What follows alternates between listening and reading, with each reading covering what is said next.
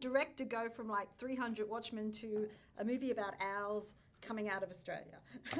Well, I'll tell you, my relationship with Animalogic, who is the animation studio based in Sydney, they worked on 300. Yeah.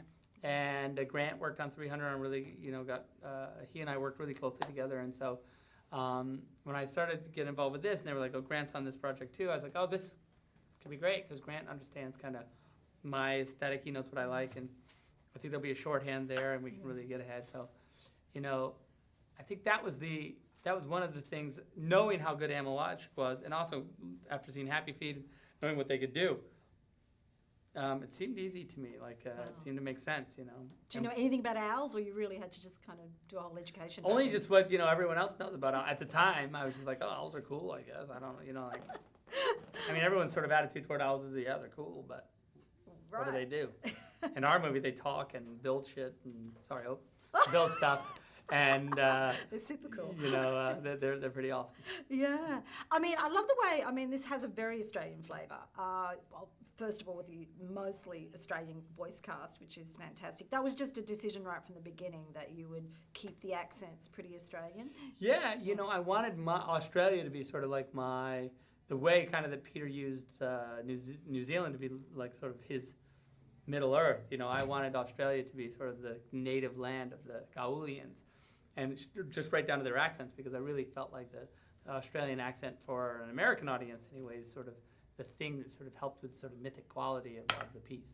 So it takes you out of takes you into another world. Is that yeah, exactly. Like? It takes you into another world. You sort of say, when you're hearing these characters talk, you're like, okay, I'm definitely in an exotic land.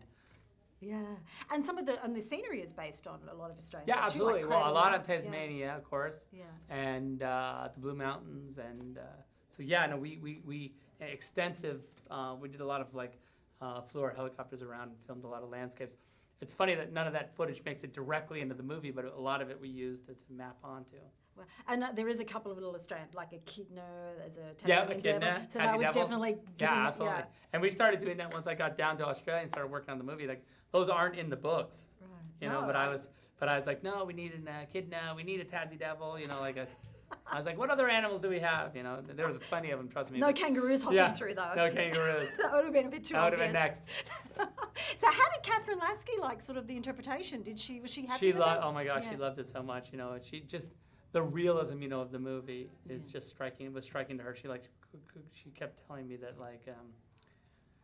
is beyond what she could have ever imagined, that these characters that come really literally to life, Because there's 10 books or something? So there's It's 15 books, and 15? This is based on the first 3. Oh my God, so there's a lot of... There's plenty more adventures for the Owls of Gaul.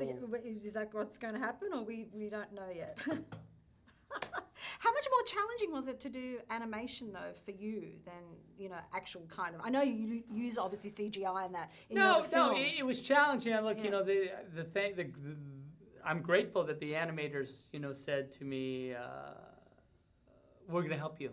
We'll get you there. Just trust us. And they did. They were incredibly gracious with me to help me get, what I had in my head, into a crazy CG movie, and they were really amazing, and my entire crew in Sydney were just a joy to work with.